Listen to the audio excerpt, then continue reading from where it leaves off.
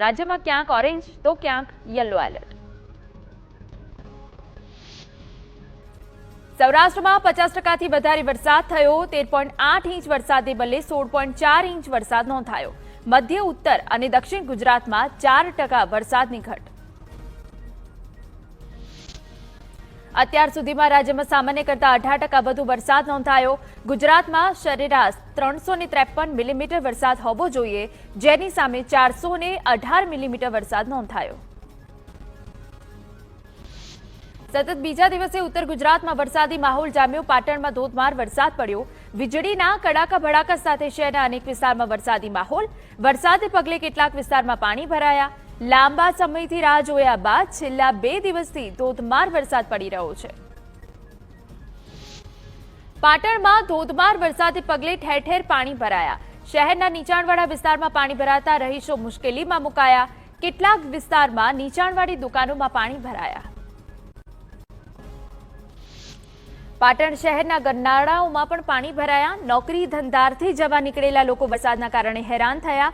શહેરમાં આવવા જવાના માર્ગો પર વરસાદી પાણી ભરાવાના કારણે હેરાનગતિ। ગરનાળાઓમાં ભરાયેલા વરસાદી પાણીના કારણે વાહનો બંધ પડતા લોકો અટવાયા। પાટણમાં ધોધમાર વરસાદ થતા ગરનાળા પાણીમાં ડૂબ્યા। શહેરમાં પ્રવેશવા માટે તમામ રસ્તા બંધ થતા હાઈવે પર વાહનોની લાંબી કતાર લાગી। નીચાણવાળા વિસ્તારમાં પાણી ભરાયા। બનાસકાંઠામાં સતત બીજા દિવસે વરસાદી માહોલ। પાલનપુર પંથકમાં વરસાદી માહોલ। આસપાસના જગાણા, ભાગળ, કાણોદર સહિતના વિસ્તારમાં વરસાદ। આકાશમાં કાળા ડિબાંગ વાદળો ઘેરાયા। બનાસકાંઠાના દાંતાનો અદ્ભુત નજારો સામે આવ્યો। વાદળ નીચે આવ્યા હોય તેવા દ્રશ્યો। મોટાભાગના તાલુકામાં મેઘમહેર। નયનરમ્ય દ્રશ્યો આકર્ષણનું કેન્દ્ર। બનાસકાંઠાના પાલનપુર અમદાવાદ હાઈવે પરના ઓવરબ્રિજ નીચે કાર નાળામાં ખાબકી। પાણીના પ્રવાહમાં ધકેલાયેલી કાર નાળામાં ફસાઈ। ક્રેન દ્વારા કારને બહાર કાઢવાના પ્રયાસ હાથ ધરાયા।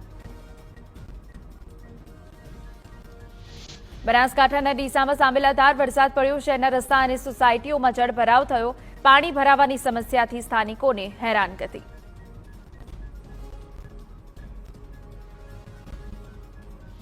બનાસકાંઠાના પાલનપુરમાં અને વડગામમાં વરસાદ। ભારે પવન સાથે પાલનપુર સહિત ગ્રામ્ય વિસ્તારોમાં વરસાદ। વરસાદની રાહ જોતા બનાસકાંઠાના લોકોને રાહત। મહેસાણામાં મેઘરાજાની ધમાકેદાર બેટિંગ। મહેસાણા 2 માંથી મહેસાણા 1 તરફ જતો મુખ્ય માર્ગ પાણીમાં ગરકાવ। ક્યાંક ગળાડૂબ તો ક્યાંક કેડસમાં પાણી ભરાતા લોકોને હાલાકી। મહેસાણાના ગોપીનાળામાં પાણીમાં ફસાયેલ 13 લોકોનું રેસ્ક્યુ કરાયું। ટ્રેક્ટર પર સવાર લોકો પાણીમાં ફસાયા હતા। નાળા વચ્ચે ટ્રેક્ટર બંધ પડી જતા અટકી ગયું હતું। તમામ લોકોને ફાયર સેફટી વિભાગે બચાવ્યા। મહેસાણાના ખેરાલુમાં ભારે વરસાદ થતા રસ્તાઓ પર પાણી ભરાયા। ખેરાલુમાં નગરપાલિકાની પ્રી મોન્સૂન કામગીરીની પોલ ખુલી।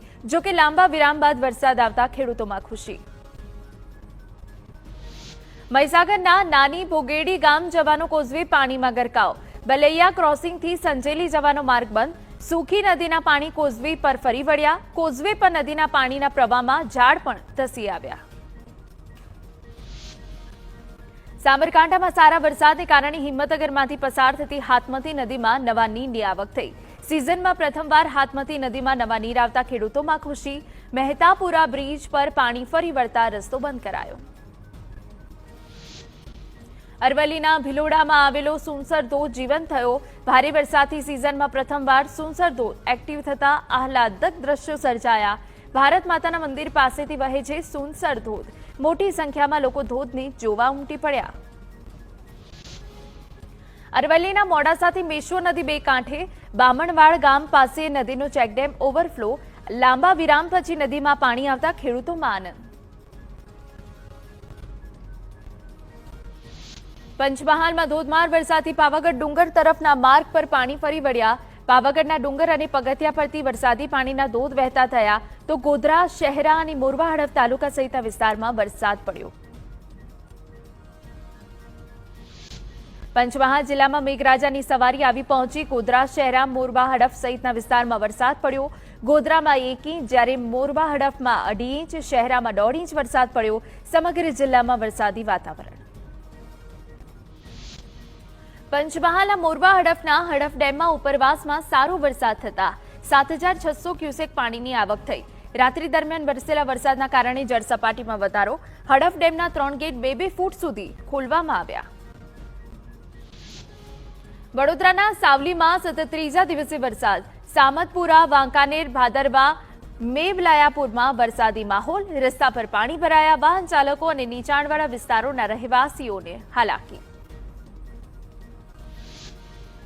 સુરત શહેરમાં વરસાદનો બીજો રાઉન્ડ। ડભોલી, જહાંગીરપુરા, કતારગામ, અમરોલી વિસ્તારમાં વરસાદ।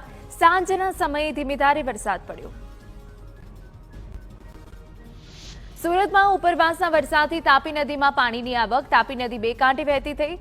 તાપી નદીના આકાશી દ્રશ્યો સામે આવ્યા। પાણીની આવકથી તાપી નદીમાં રહેલી જળકુંભી સાફ થઈ। સુરતના કોઝવે, જહાંગીરપુરા, ડભોલી વિસ્તારમાં વરસાદ। નવસારીમાં 2 દિવસ બાદ ફરી વરસાદે બેટિંગ શરૂ કરી। જિલ્લાના ગણદેવી, ચીખલી, ખેરગામ, વાંસદા, નવસારીમાં વરસાદ પડ્યો। ભારે પવન સાથે વરસાદ ખાબક્યો। સમગ્ર જિલ્લામાં સાર્વત્રિક વરસાદ। નવસારી જિલ્લાના વાંસદા તાલુકામાં આવેલો કેલિયા ડેમ 100% ભરાયો। વહીવટી તંત્ર દ્વારા 3 તાલુકાના નીચાણવાળા 23 ગામડાને એલર્ટ કરાયા। ડેમમાંથી હાલ 558.58 ક્યુસેક જેટલું પાણી છોડાઈ રહ્યું છે। ચીખલી, ખેરગામ અને ગણદેવીના ગામોને એલર્ટ કરાયા। વલસાડમાં 2 દિવસના વિરામ બાદ વરસાદ ફરી શરૂ। વાપીના ગીતાનગર અને સ્ટેશન રોડ પર ધોધમાર વરસાદથી પાણી ભરાયા। અંડરપાસમાં પાણી ભરાતા રસ્તો બંધ કરાયો તો રસ્તા પર ઘૂંટણસમા પાણી ભરાતા વાહન ચાલકો અટવાયા। રાજ્યમાં છેલ્લા 24 કલાકમાં 213 તાલુકામાં વરસાદ। સૌથી વધુ મહેસાણામાં 7.5 ઇંચ વરસાદ તો પ્રાંતિજ અને વિસનગરમાં 6.5 ઇંચ વરસાદ। હાંસોટ, વિજાપુર અને લુણાવાડામાં 6 ઇંચ, જ્યારે વડગામ, જોટાણા, ખંભાત, તલોદ અને હિંમતનગરમાં 5 ઇંચ વરસાદ। રાજ્યના અન્ય 102 તાલુકામાં 1 ઇંચથી વધુ વરસાદ।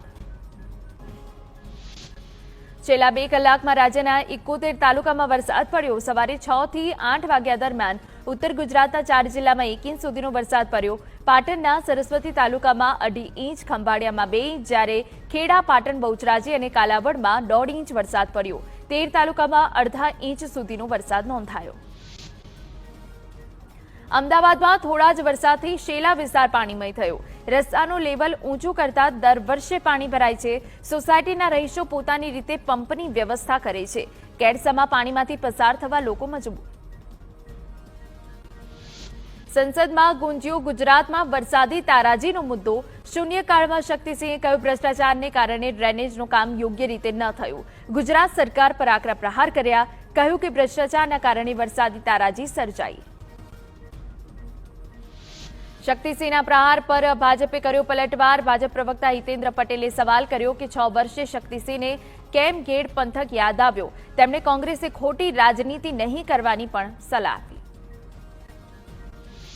અમદાવાદ શહેરમાં બ્રિજ પર ગાબડા પડવાનો સિલસિલો યથાવત। ચાણક્યપુરી રેલવે ઓવરબ્રિજ પર ગાબડું પડ્યું। પ્રભાત ચોકથી એસજી હાઈવેને જોડતા ફ્લાય ઓવરબ્રિજ પર ગાબડું પડ્યું। બ્રિજ પરથી ડામર ઉખડ્યું અને સળિયા દેખાવા લાગ્યા। અહેવાલ બાદ તંત્ર હરકતમાં આવ્યું। બ્રિજ થીંગડા મારવાની કામગીરી પણ શરૂ કરાઈ। સુરત જિલ્લામાં વરસેલા ભારે વરસાદના કારણે રસ્તાઓ બિસ્માર બન્યા। કીમ માંડવી સ્ટેટ હાઈવે પર કમરતોડ ખાડાઓ પડ્યા। 4-5 દિવસથી મેઘરાજાએ વિરામ લીધો છતાં તંત્ર દ્વારા હજુ ખાડાઓ પૂરવાની કામગીરી હાથ ધરવામાં નથી આવી।